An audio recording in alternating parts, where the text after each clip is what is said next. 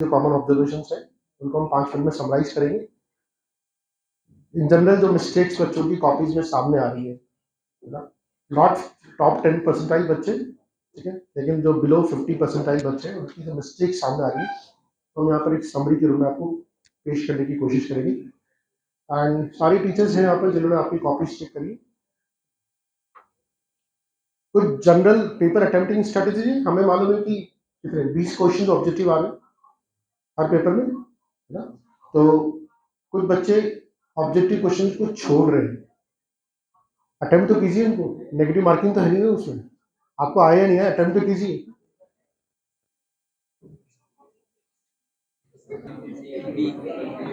अगर आपको क्वेश्चन बिल्कुल नहीं आता और आपको सिर्फ ब्लाइंडली बिना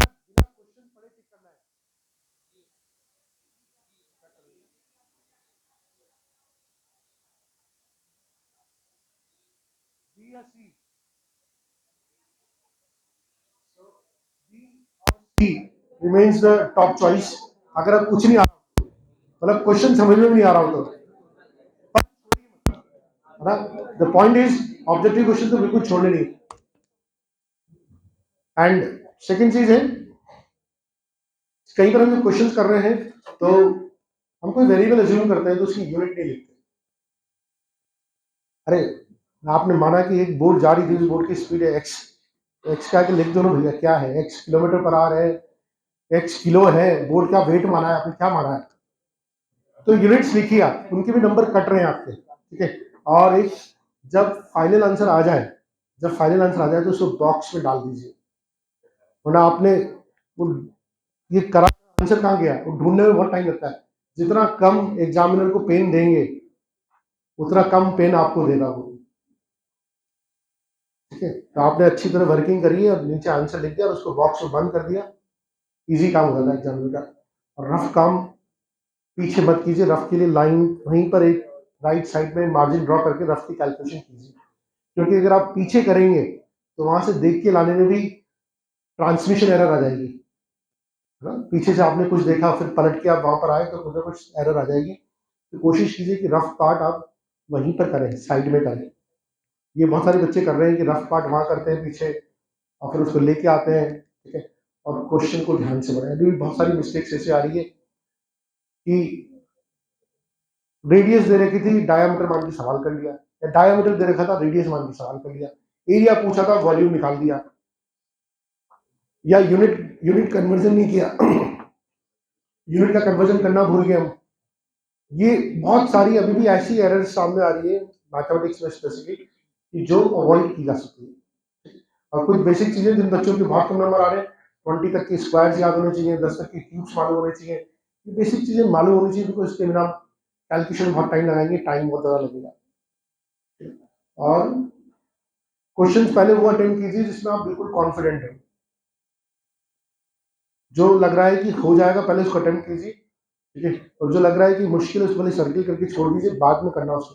लेकिन ऐसा नहीं होना चाहिए, क्योंकि एवरेज बच्चे के लिए मैथ्स का पेपर तो टाइम कम पड़ेगा उसके लिए, तो उसमें हम मैक्सिमाइज तभी कर सकते हैं कि हम जो क्वेश्चन हमें आते हैं पहले उसको करते हुए चले। और रात में जरूर सोइए प्रॉपर तरीके से, 7 से 8 घंटे की नींद जरूर लीजिए, कोशिश कीजिए सुबह जल्दी उठ के पढ़े, ठीक है, कोशिश कीजिए, लेकिन सोइए जरूर। और कोई ना कोई एक्टिविटी में जरूर इन्वॉल्व होगी, मतलब 15-20 मिनट वॉक करने चले गए, कुछ खेल लिया, उससे आपका एफिशिएंसी लेवल बढ़ता है। मैं देखता हूँ कि बच्चे दिन भर बैठे रहते हैं पढ़ रहे हैं, तो उससे भी आपकी एफिशिएंसी लेवल डाउन होगी। नीट काम करना बहुत जरूरी है, काटा कुटी जितनी ज्यादा आप करेंगे ना उतना नंबर कटेंगे। नीट काम होना बहुत जरूरी है। बहुत सारे बच्चों की कॉपीज बहुत गड़बड़ है, मतलब बहुत काटा कुटी हो रही है, तो आप नीट काम पे फोकस करिए। और रफ काम के लिए आपके पास जगह है, उसको साइड उस सारी जगह को यूज कीजिए, ठीक है मैम। बाकी लोग, मैं टीचर से रिक्वेस्ट करूंगा अगर वो अपना अपना एक्सपीरियंस शेयर करेंगे कॉपी चेक करने का, बीरबल से। वो क्या है, मुझे ऐसा लगता है कि आप सारे सारे कैलकुलेटर बेस दे रहे हैं, कैलकुलेशन तो करते ही नहीं, डेफिनेशन प्रॉपर नहीं लिखते, माइक ऊपर आइए, आवाज नहीं आ रही कुछ। डेफिनेशन प्रॉपर लिखता ही नहीं। सबसे अच्छा मेथड है जब आप प्रिपरेशन कर रहे हैं तो सारे चैप्टर्स की डेफिनेशन पहले तैयार करें, उसके बाद 1 और 2 मार्क्स के क्वेश्चन ऑब्जेक्टिव या न्यूमेरिकल करें। जो बहुत अच्छा बच्चा है, न्यूमेरिकल कर रहा है, उसका क्वेश्चन सही हो गया, उसे लगता है मुझे पूरे मार्क्स मिल जाएंगे, ऐसा होता नहीं है। साफ इंस्ट्रक्शंस होते हैं। कोई न्यूमेरिकल 5 मार्क्स का है, न्यूमेरिकल की बात कर रहा हूँ, तो सबसे पहले फॉर्मूला लिखना जरूरी है, इसका हाफ मार्क्स होगा। फॉर्मूला नहीं लिखा है कि मार्क्स गया, भले क्वेश्चन करेक्ट है आपका, कोई दिक्कत नहीं, ये फॉर्मूला लिखना जरूरी है। उसके बाद फॉर्मूले में वैल्यू पुट करना जरूरी है। For example 1/r is 1/r1 plus 1/, ये लिखिए आपने। अब इसमें r1 r2 की वैल्यू पुट करना, उसके मार्क्स अलग है, 1 मार्क्स। आउट ऑफ 5 कितना हो गया? अगर आपने वैल्यू नहीं पुट की है, ये नहीं किया, डायरेक्ट रख दिया है, तो भी मार्क्स नहीं मिलेंगे उसके। उसके बाद 2.5 करीब कैलकुलेशन के होंगे, जो आपने मल्टीप्लाई या डिवीजन कर रहे हैं, उसके मार्क्स में। लास्ट ज्यादा से ज्यादा होगा, बहुत ज्यादा होगा तो रिजल्ट का होगा हाफ मार्क्स, रिजल्ट तक। अगर आपका रिजल्ट नहीं आया है, कोई दिक्कत नहीं है, ज्यादा से ज्यादा कितना कट होगा आपका? हाफ कट होगा, 4.5 तो मिलेंगे ही आप। और आप जनरली क्या करते हैं, फॉर्मूला नहीं लिखते हैं, डायरेक्ट वैल्यू पुट की, कैलकुलेट जितना किया कर दिया, रिजल्ट आना चाहिए आपका। आपका रिजल्ट सही आ गया तो आप सोच लेते हैं मुझे तो 5 मार्क्स मिल ही जाएंगे, नहीं मिलेंगे। वो साफ इंस्ट्रक्शंस होते हैं बोर्ड के कि इसी ऐसे ही मार्क्स दिए जाएं न्यूमेरिकल के लिए। और न्यूमेरिकल में जब आप करके आते हैं तो सोचते हैं ये तो मेरा पूरा हो गया, नहीं मिलेंगे उसका marks. Definitions must be proper, आप अपनी लैंग्वेज में नहीं, जो मॉड्यूल में दी हुई हैं या एनसीईआरटी जहाँ भी की हैं, वो पूरी होनी चाहिए, कैलकुलेशन पूरी होनी चाहिए। ज़्यादातर मिस्टेक यही आ रही है। सेकंड, जो थ्योरेटिकल क्वेश्चन है, फिगर बनाते हैं। फॉर एग्जांपल मैंने मायोपिया का बनाया, पहले तो आपको ये याद नहीं रखते मायोपिया का बना दिया या हाइपरमेट्रोपिया का बना दिया है। कई बच्चों की ऐसा पूछा, मायोपिया है, हाइपरमेट्रोपिया, फिगर बना रही है। दूसरा कोई इमेज फॉर्मेशन करना है, जैसे मान लीजिए लेंस दिया हुआ है, लेंस को भी आप ऐसा बनाते हैं, ये रॉन्ग है। Up to 12th there are only thin lenses, आपके सिलेबस में क्या है? थिन, तो ऐसा नहीं दिखना चाहिए। दूसरी बात, जैसे हमारी इमेज फॉर्म किया, आपने लिखेंगे नहीं एफ है या इधर क्या है, एफ एफ डैश 2f, कुछ तो इसको ही सी लिख देते हैं। सी नहीं है ना इसमें, सी किसमें है? तो यहाँ भी सी लिखते हैं। जो मैंने ऑब्जर्व किया वो बता रहा हूँ आपको। इधर एफ डैश, तो इधर कितना है? अब इमेज बनाया आपने, ऐसे बना दिया, बस बन गया इमेज। इसके भी फिगर के पूरे मार्क्स नहीं मिलेंगे।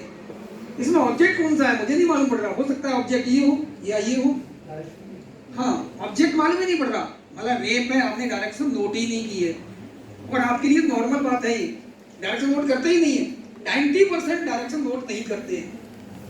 जब ही मालूम पड़ेगा ये यहाँ से डायरेक्ट होना, ये ऑब्जेक्ट है, आप यहाँ नहीं लिखे ऑब्जेक्ट तब भी चलेगा, लेकिन एरो मस्ट, डायरेक्शन के अलग मार्क्स होते हैं। सेम थिंग इन एक्सिटी, करंट का डायरेक्शन कोई नहीं करते हैं, वो तो नॉर्मल समझ लेते हैं, इसकी क्या जरूरत है? मतलब एग्जामिनर समझ लेगा कि पॉजिटिव से ही करंट चल रहा है, आपको लिखने की जरूरत ही नहीं है। ये जनरल मिस्टेक आ रही है, वो बता रहा हूँ आपको। तो ये डायरेक्शन मस्ट अलग से मार्क्स होते हैं इसके, चाहे ऑप्टिक का हो या फिर इलेक्ट्रिसिटी का हो, फिगर क्लियर होना चाहिए। अगर आपके दिमाग में ये है कि नीट एंड क्लीन के कोई मार्क्स होते ही नहीं है, तो ये गलत है। क्योंकि मैंने तो कम से कम 12 की कॉपियाँ 22 साल चेक की हैं। एग्जामिनर के दिमाग में आ जाता है, अगर आपका राइटिंग सही नहीं है तो कंफर्म मानिए कि आपके मार्क्स अच्छे आएंगे ही नहीं। कहीं कटिंग ज़्यादा हो रही है तो मार्क्स देगा ही नहीं वो।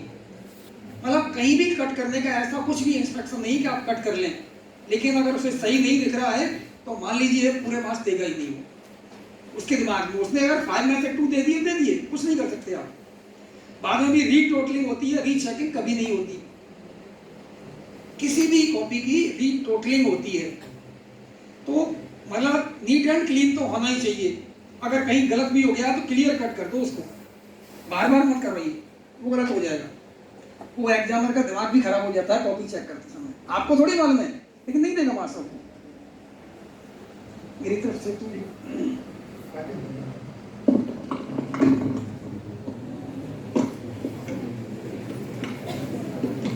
आप लोगों के साथ प्रॉब्लम है ना, वो प्रॉब्लम ये है कि क्वेश्चन तो आंसर नहीं आया, बर्बाद है ना। क्यों? क्योंकि प्रैक्टिस नहीं की हमने उसकी। अब तुम लोगों को क्या लगता है, फॉर एग्जाम्पल 3 मार्क्स के लिए क्वेश्चन आया है डबल सर्कुलेशन, और क्या ड्रॉ करना है तुमको? फ्लो चार्ट, ठीक है। तुम लोग क्या करते हो, ये हार्ट है, ठीक है, यहाँ से ब्लड कहाँ गया, कहाँ जाएगा, बॉडी। फिर बॉडी से ये ब्लड कहाँ जाएगा, और हार्ट से ये ब्लड कहाँ जाएगा, और लंग से ये ब्लड कहाँ रहा है, बस यही बताते हो ना। ये भी डायग्राम बना के आते हो, बोलते हो मैं मार्क्स नहीं लिए। अब ये तो बताओ कि कौन सा ब्लड कहाँ जा रहा है, ऑक्सीजनेटेड, कहाँ जा रहा है, lungs to heart, oxygenated, lungs से हार्ट में कौन सा ब्लड आ रहा है, ऑक्सीजनेटेड ब्लड, और हार्ट से बॉडी में ऑक्सीजनेटेड, अच्छा हार्ट से बॉडी में डीऑक्सीजनेटेड, ऑक्सीजनेटेड। ये गलती यही कर रहे हो तुम, तो ऑब्वियसली तुमने कहाँ पे भी की है वो, एग्जाम में, ठीक है। लॉ ऑफ डोमिनेंस, जो जनरल मिस्टेक सारे बच्चे कर रहे हैं, लॉ ऑफ डोमिनेंस पूछा गया, तो लॉ ऑफ डोमिनेंस एक्सप्लेन करो, नहीं कर रहे हो। जब आपको बोला गया है होमोजाइगस लेना है पेयर, होमोजाइगस का मतलब क्या है कि दोनों एलील्स कैसी होंगी, सेम, लेकिन आप क्या कर रहे हो, आपको बोला गया है कोई रेड फ्लावर है और कोई व्हाइट फ्लावर है, तो रेड फ्लावर को कैसे रिप्रेजेंट करते हैं, और व्हाइट फ्लावर को, लेकिन कैसे रिप्रेजेंट हो रहा है, ये मिस्टेक है। और फिर आपको क्या लगता है कि हम सही करकर आए और मार्क्स हमें मिलने चाहिए, यही है ना, यही मिस्टेक हो रही है। आप अपनी शीट में भी देख सकते हो, जब आपको डबल सर्कुलेशन वाला क्वेश्चन मिला था तो आप लोगों ने अच्छा बनाया ये, लेकिन आपने ना तो एरो से रिप्रेजेंट किया है कि कौन सा ब्लड किधर आ रहा है और कहाँ जा रहा है, ये नहीं किया, ठीक है। आपको पूछा जाता है पॉलिनेशन, सिंपल पॉलिनेशन का मतलब क्या है, transfer of pollen grain from anther to stigma, यही है ना सिंपल। इससे कोई सिंपल डेफिनेशन हो सकती है, नो मैम, नहीं ना। Transfer of pollen grain from male reproductive part two female reproductive part of dead flower और डेड फ्लावर। फिर वो तो मैम हमने तो लिखा है, आ रही बात समझ में, जहाँ सीधे ऐसे पकड़ सकते हैं, कहाँ ना क्या कर रहे हो तुम लोग, और कुछ पकड़ पा रहे हो कुछ नहीं पकड़ पा रहे, यही हो रहा है ना।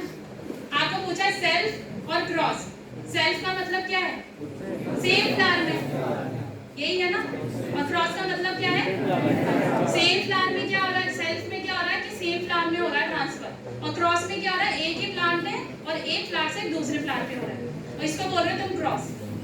क्रॉस कैसे होगा, क्रॉस कब होगा, जब दो प्लांट इन्वॉल्व होंगे तब। अब ये मैं नहीं कह रही कि मैंने ही ऐसा लिखा था, मैंने तो सही लिखा था, जनरल बच्चे यही लिख रहे हैं। आप लोगों को क्लास में बताया गया कि अगर कोई जीन किसी एक लेटर से रिप्रेजेंट कर रहे हो तो उसका रेसिसिव उसी के स्मॉल से होना चाहिए, ठीक है। डायग्राम जब आप बना रहे हो तो लेबल करो, डायग्राम बना रहे हो जहाँ आपका स्टमक कहीं और जा रहा है और इंटेस्टाइन कहीं और, फिर बोल रहे हो मैंने डायग्राम तो बनाया, ठीक है। ट्रैकिया को आप लेबल कर रहे हो फूड पाइप को लेबल कर रहे हो ट्रैकिया, फिर बोल रहे हो हम डायग्राम सही बनाकर आए, डायग्राम सही बनाया लेकिन लेबलिंग उसके भी तो मार्क्स होते हैं, ठीक है। कोई 5 मार्क का क्वेश्चन आया है जिसमें आप लोगों को ड्रॉ करने के लिए बोला गया है, तो आपके 2 मार्क्स तो किसके हैं, डायग्राम के, बाकी कौन से पार्ट है, लेबलिंग नहीं, लेबलिंग सब 2 मार्क्स में, बाकी एक्सप्लेनेशन वाला पार्ट है, उसमें मिस्टेक हो रहा है। और अभी आपको शीट मिलेगी तब देखना, आपको ये ध्यान में होना चाहिए कि कौन सा प्रोसेस प्लांट में हो रहा है, कौन सा एनिमल में, बताना नहीं चाहूंगी, लेकिन कुछ ऐसा प्रोसेस है जो आपने, जो एनिमल में हो रहा है लेकिन उसको एनिमल में नहीं करके आपने कहा, उसको बता रखा है प्लांट में, कि ये प्लांट में हो रहा है। सर्जिकल मेथड से प्लांट में कभी सर्जरी होती हुई देखा, इतनी तो यूज करना चाहिए ना कॉमन सेंस, किसी प्लांट की सर्जरी देखी क्या, मैं नहीं देखी, लेकिन आप लोगों ने करवा भी दी है वो सर्जरी बकायदा, बहुत अच्छे। तो बेटा ये तो आपको आइडेंटिफाई करना पड़ेगा ना कि सर्जिकल मेथड है तो सर्जरी तो एनिमल्स में ही होगी, ये गलती कर रहे हो, फिर बोल रहे मैम हमने भी लिखा है, आपको मेथड्स पूछे गए, आपने लिख भी दिए लेकिन बताया नहीं कौन सा मेल में हो रहा है कौन सा फीमेल में हो रहा है, और फिर बोल रहे हो कि मैम हमने लिख तो दिया, तो आप वहाँ पे बताओ ना कि ये वाला मेल में है और ये वाला फीमेल में है। डेफिनेशन बीरबल सर ने बिल्कुल सही कहा है कि डेफिनेशंस तो आपको पता होनी चाहिए, एनसीईआरटी से पढ़ो, मॉड्यूल से पढ़ो, देखो ऐसा नहीं है आपको रटना नहीं है, उस चीज को समझो और उसको लिखो। रटने के चक्कर में आप कौन सा प्रोसेस कहाँ कर रहे हैं ये भी आपको भी नहीं पता। और डायग्राम्स थोड़े अच्छे से देखो कि कौन सा पार्ट ह्यूमन में प्रेजेंट है और कौन सा प्लांट में, और ह्यूमन में कौन सा पार्ट मेल में प्रेजेंट है और फीमेल में प्रेजेंट है। आप क्या कर रहे हो उसको अपोजिट मार्क्स मिलेंगे, फिर बोलते हो डायग्राम बनाकर आए हो। ये गलतियां कर रहे हो आप लोग। इस गलती पे वर्क करो कि हम ये गलती कर रहे हैं, फिर आ जाते हो यहाँ आधा मार्क्स कट कर लिया मैंने देखो ये एक लाइन लिखी है, पूरे आंसर में से सिर्फ एक वर्ड लिखा है और वही आप मैच करवाने आ रहे हो, देखो हमने ये लिखा है, ये गलती कर रहे हो। तो इस गलती को सुधारो, यही टाइम है बेटा, इसके बाद नहीं है। और 10th को लाइटली मत लो, अच्छे से पढ़ो कौन सा डायग्राम कहाँ पर है, क्या पूछा, पॉइंट। सिर्फ ऐसा नहीं आपको, ऐसा नहीं 3 मार्क्स का तो एक पेज बनना है, कोई मार्क्स नहीं देगा आपको। बायोलॉजी में तो मैं बता रही हूँ आप लोगों को 3 मार्क्स का 3 लाइन का आंसर है, उसी में मैटर है, फुल मार्क्स मिलेंगे। 3 मार्क्स का क्वेश्चन है, आप लिख रहे हो उसको पूरा पेज भर के, लेकिन मैटर नहीं है तो मार्क्स नहीं मिलेंगे। आपको जो पूछा गया वही लिखो। पाथवे पूछा गया, ग्लूकोज ब्रेकडाउन की फ्लो चार्ट बनाओ, 3 मार्क्स पक्के हैं। अब जरूरी नहीं है वो फ्लो चार्ट तो आप बना नहीं रहे हो, बाकी की सारी कहानियां लिख रहे हो, फिर बोल रहे हो मैम इतना बड़ा तो लिखा था हमने एक पेज का, मार्क्स ही नहीं मिले, तो कहाँ से मिलेंगे। बायो मतलब ये नहीं है आपको थ्योरी लिखनी है भर भर के 1 पेज 2 पेज और मार्क्स मिल जाएंगे, नहीं मिलेंगे।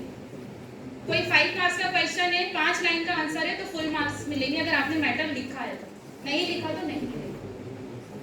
तो ध्यान रखो आप कहाँ पर क्या पढ़ रहे हो। डायग्राम स्पेशली एक डायग्राम कंफर्म है लाइफ प्रोसेस या रिप्रोडक्शन चैप्टर से आएगा ही आएगा, या आप ये बोलो कि कोई डायग्राम देकर आपको ABC पार्ट दे दिया जाएगा और उसको आपको आइडेंटिफाई करके उसके फंक्शन, और function up to the point लिखो बेटा।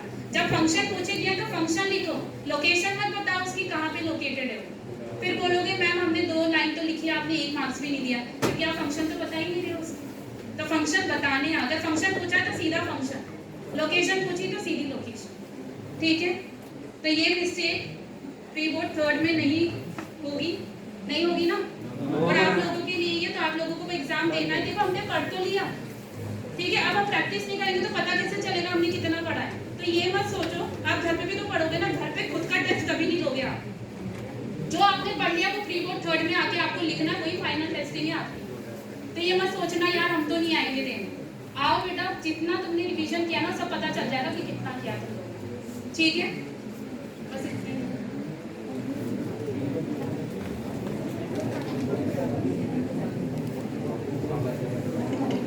Good afternoon. ओके, तो इंग्लिश के पेपर की बात कर लेते हैं। जो कॉमन ऑब्जर्वेशंस है हमारे, जो कॉमन मिस्टेक्स हैं, पहले तो ये बताओ आपका पेपर कितने पार्ट्स में डिवाइडेड है?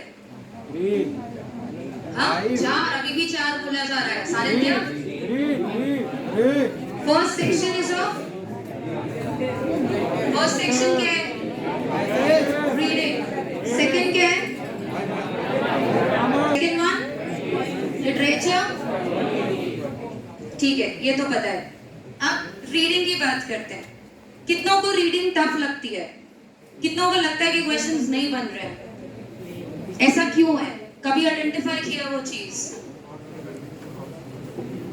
वो तो आएंगे बेटा, you have to choose the best one.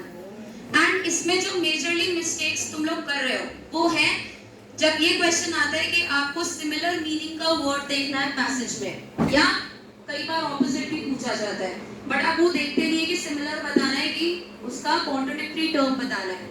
ये आप लोग बहुत गलत कर रहे हैं।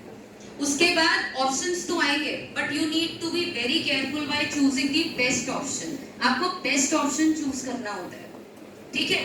तो रीडिंग में आप लोग की जो मेजरली प्रॉब्लम्स है वो यही है कि आप लोग ऑप्शंस पे ज्यादा ध्यान ना देते हुए तुम लड़ने आ जाते हो। मैम यहाँ पे तो दोनों टर्म्स लिखे हुए हैं, अरे दोनों टर्म्स में से ये तो देखो बेस्ट क्या सूट करता है। For example title of the passage अगर पूछा जाता है तो हम ये नहीं देखते हैं कि कौन सा बेस्ट सूटेबल टाइटल हो सकता है, हमें लगता है ये बात भी बोली गई थी, ये बात भी बोली गई थी, दोनों ऑप्शंस हैं, अब क्या लगाए हम। आप बेस्ट तो देखो, थोड़ा सा उस पर सोचो। और जब मीनिंग्स की बात करी जाती है तो देखो कि नियरली सेम मीनिंग वाला बताना है कि कॉन्ट्राडिक्टरी बताना है कि क्या बताना है, कुछ भी मत लगा के आओ, ठीक है। उसके बाद ग्रामर की बात करते हैं। ग्रामर में आपके 5 ही टॉपिक्स हैं जो कि आपको क्लास में बहुत बार बताए गए हैं। कौन कौन से हैं? Tense, SVA, modals, determiners and reported speech.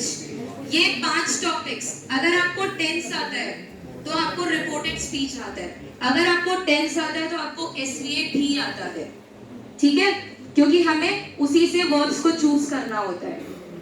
रही बात रिपोर्टेड स्पीच की, अब आपकी जो पूरी ग्रामर है, जैसे कि बोला गया था डायरेक्ट क्वेश्चंस आने की उम्मीद कम है, ये आएंगी in the form of gap filling. अगर हम रिपोर्टेड स्पीच की बात करें, काफी इंपॉर्टेंट टॉपिक है, क्योंकि इसमें से डायलॉग कंप्लीशन या आप बोल सकते हैं डायलॉग्स को कन्वर्ट करके लिखने को आएंगे ही आएंगे, ये बात श्योर है कि ये क्वेश्चन आएंगे। आपको कई बार बताया गया है रिपोर्टेड स्पीच को लाइटली नहीं लेना है, नहीं आता है अभी भी आ जाओ पढ़ लो, ये क्वेश्चन आएगा ही आएगा। और अभी भी गलतियां कर रहे हैं हम इसके अंदर, कई बार क्लास में बताने के बाद रिपोर्टेड स्पीच में मास्टरी अभी भी नहीं हुई है हमारे क्वेश्चंस गलत जाते हैं, हमें रूल्स अभी भी दिमाग में एक क्लाउड की फॉर्म में अनक्लियर है हमारे लिए। कौन सा कन्वर्जन क्या होता है, किसमें क्या कनेक्टर लगता है, क्या टेंस चेंज होता है, हमें अभी भी कंफ्यूजन है इन चीजों में। तो ये टॉपिक पे आपको मास्टरी होनी ही चाहिए, तभी आप डीसी के क्वेश्चन, डायलॉग कंप्लीशन के क्वेश्चन कर पाएंगे, अदरवाइज ये गए आपके 3-4 मार्क्स जो भी आने वाला है ये। ठीक है, समझ में आ गया? तो बेटा आपको टीचर्स हेल्प करने के लिए यहाँ पे अवेलेबल हैं, but you have to make the most out of it. आपको आना है टीचर के पास, प्यासा जाएगा ना कुएं के पास या कुआं चल के आ जाएगा? प्यासा जाएगा, तो आप लोग आते ही नहीं है। आपको प्रॉब्लम्स है, हमें दिख रहा है वो पेपर में कि आपको प्रॉब्लम्स है, बट उसको एड्रेस कोई नहीं कर रहा है आकर। फ्रैंकली कोई नहीं आ रहा है कि मैम ये नहीं आता है समझा दो, सर ये नहीं आता है समझा दो, ऐसा कोई नहीं कर रहा है यहाँ पे। भाई आप अपना ही लॉस कर रहे हैं, हमारा कोई लॉस नहीं जा रहा है बेटा। You are losing your precious marks. अब बात करते हैं राइटिंग सेक्शन की। बेटा राइटिंग सेक्शन एक ऐसा सेक्शन है जो कि आपके लिए बोनस मार्क्स है। क्यों? क्योंकि फॉर्मेट फिक्स है, आपको वो फॉर्मेट कब लर्न नहीं हो रहा है। जब बता दिया गया है कि डेट कैसी लिखी जानी चाहिए तो वैसी लिखी जानी चाहिए, उसमें अभी भी इफ्स एंड बट्स क्यों आ जाते हैं तुम्हारे? मैम सही तो लिखी है हमने डेट, हमने लिखी तो है। आपको जब पता है कि सेंडर्स का एड्रेस कहाँ आना है, रिसीवर का डेजिग्नेशन एड्रेस कहाँ आना है, तो आना है वो उसी जगह पे। You can't change the format, so be very thorough with the format of the letter and paragraph writing. बेटा पैराग्राफ का मतलब है उसको पैराग्राफ में ही लिखना है, आप उसको पैराग्राफ में ही लिखेंगे, राइट? और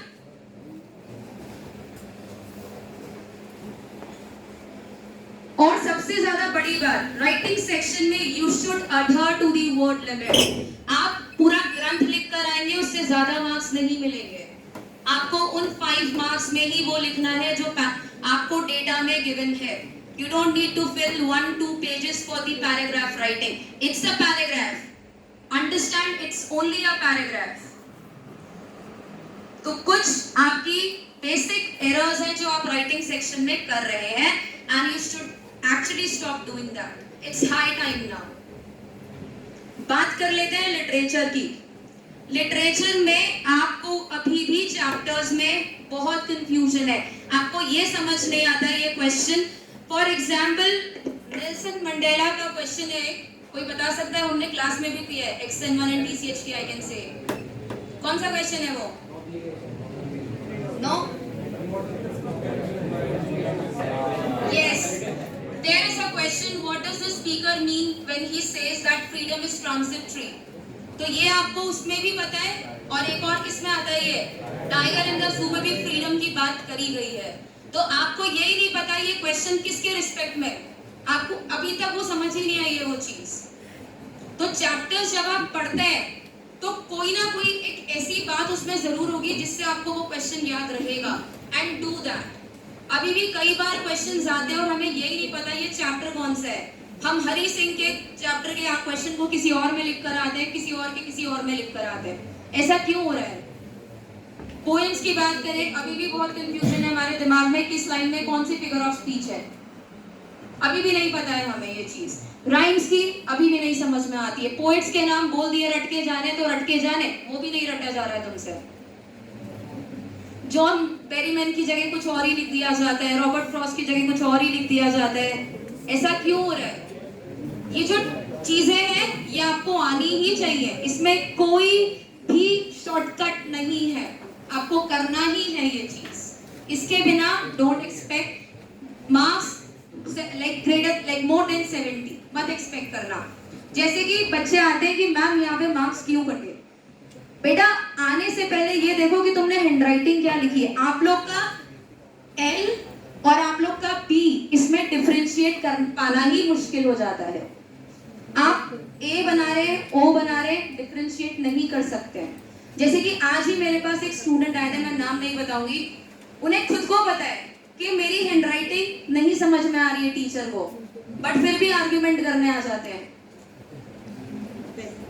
भाई तुम्हें अल्फाबेट्स तो क्लियर बनाओ, यही नहीं पता है कि अल्फाबेट क्या है, वहां पे हमें पढ़ना क्या है उस वर्ड को, तो कैसे मार्क्स मिलेंगे तुम्हें? So be very careful about the alphabets, be very careful about the spellings. Basic spellings की गलतियां कर रहे हैं आप, बिल्कुल बेसिक स्पेलिंग्स की।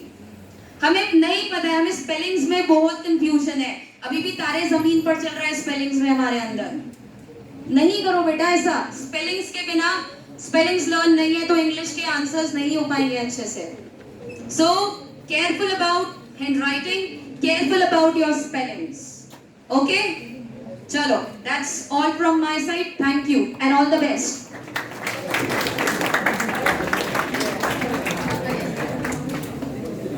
के लिए हमें सिर्फ इधर ध्यान देना है, सिर्फ 3 से 4 मिनट लगेंगे। 10 पैरामीटर बनाए गए हैं, जितनी भी कॉपी चेक हुई उसके बाद एक जो बेसिक मिस्टेक्स आप लोग कर रहे हैं, ठीक है? हमारे 80 में से किसी के 50 नंबर आ रहे हैं, किसी के 60 नंबर आ रहे हैं, किसी के 70 आ रहे हैं, बहुत अच्छी बात है। बट आपके वो नंबर जो 20 नंबर कटे, 10 नंबर कटे, जो नंबर नहीं आ पाए उसके लिए हम कैसे अब एनालिसिस कर सकते हैं? आपके पास प्रीबोर्ड 1 की कॉपी है, सेकंड की भी अब आ जाएगी, तो मैं बस ये 10 पैरामीटर लिख रहा हूँ, आप उनको नोट डाउन करें और देखें कि मेरी जो आंसर शीट है उसके अंदर कहाँ पर गलती हुई, ठीक है?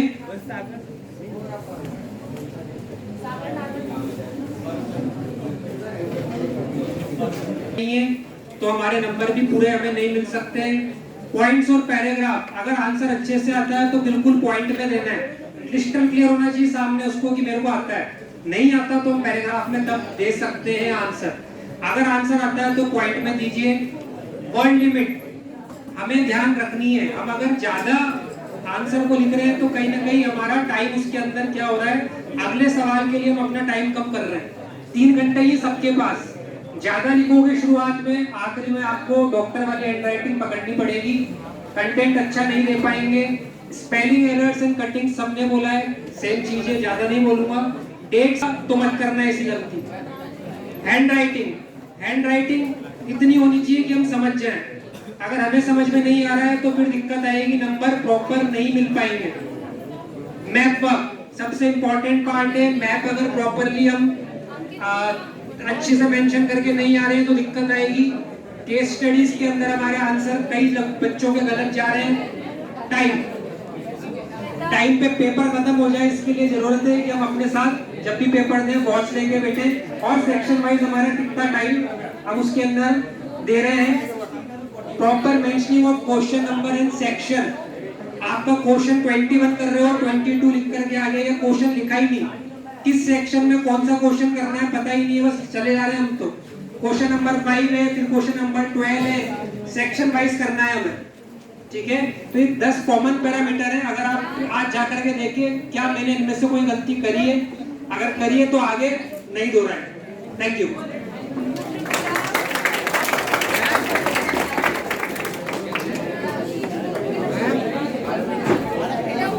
बार-बार रिपीट हो रही है, मैं आपको बता दे रहा हूँ, ठीक है? उन दो तीन जो गलतियां हैं उनको आप इंप्रूव कर लीजिए अभी भी। वो थर्ड वाला जो पेपर है ना, प्रीबोर्ड का थर्ड, उसमें वो गलती रिपीट नहीं होनी चाहिए, ठीक है? सबसे पहली गलती तो ये है, सबसे पहली गलती जो आप ऑप्शनल जो क्वेश्चन है 20 लिखते हैं वो बात तो ठीक है, लेकिन कभी कभी क्या होता है कि ऑप्शन आप लिखते समय ए की जगह बी लिख देते हो, तो वो तो पूरा गलत हो गया। आपको ऑप्शन के साथ साथ जो आंसर है उसको भी लिखना है। उसमें ये है कि यदि बी की जगह आपने सी भी लिख दिया है लेकिन डाटा सही है तो उसमें आपको मार्क्स मिलेंगे। तो ये गलती आपको आगे से नहीं करनी है। यदि ऑप्शन ए लिख रहे हो तो 25 लिखने में क्या जाता है, उसमें कितना टाइम लग जाएगा? ए के साथ वो डाटा भी मेंशन करिए।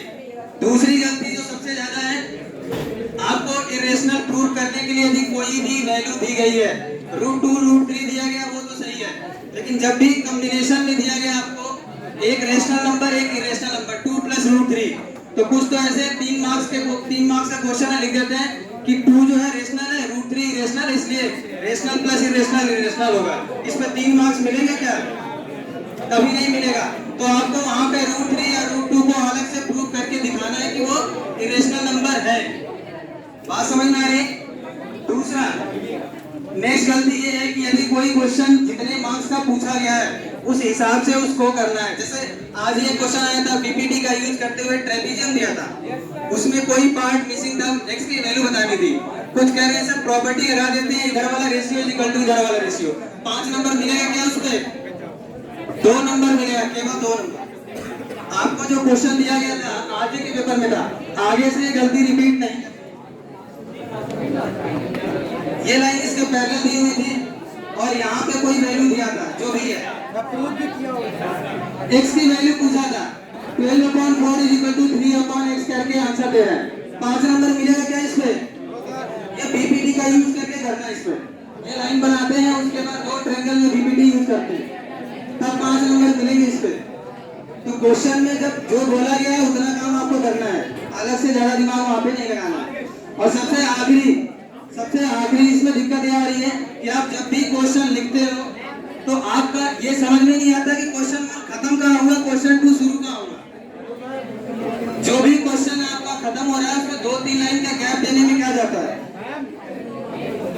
और ब्लैक पेन का यूज करिए क्वेश्चन नंबर लिखने में, गैप होना चाहिए। एक क्वेश्चन खत्म हुआ, दूसरा अगला स्टार्ट हो रहा है, उसके बीच में 2-3 लाइन गैप ताकि उसको दिखे। तो इस चीज का ध्यान देना है और आंसर को खास तौर पे बॉक्स में बंद करना ना भूलें, ताकि सबसे पहले कॉपी चेक करते समय सबसे पहले नजर जाती है आंसर पे। आंसर दिखना चाहिए, ये नहीं कि उसमें ढूंढना पड़ रहा है। यदि आंसर करेक्ट है फिर ये ज्यादा चांसेस है आपको पूरे मार्क्स मिलेंगे। बात समझ में आ रही? और ये चीज आपको ध्यान रखना है कि जब भी क्वेश्चन अटेम्प्ट करें 3 नंबर या 5 नंबर का, तो उसमें ये लिखें कि गिवन क्या क्या है, उसके बाद फॉर्मूला लिखना सबसे ज्यादा जरूरी है। डायरेक्ट वैल्यू पुट कर देते हैं, डिस्टेंस फॉर्मूला का क्वेश्चन है, आंसर गलत आया तो सब कुछ गलत। फॉर्मूला लिखेंगे तो उसके मार्क्स मिलेंगे। ये कॉमन गलतियां हैं जो कॉपी चेक करते समय आपकी मिलती हैं, तो इसका ध्यान रखना है। ठीक है, चलिए, थैंक यू।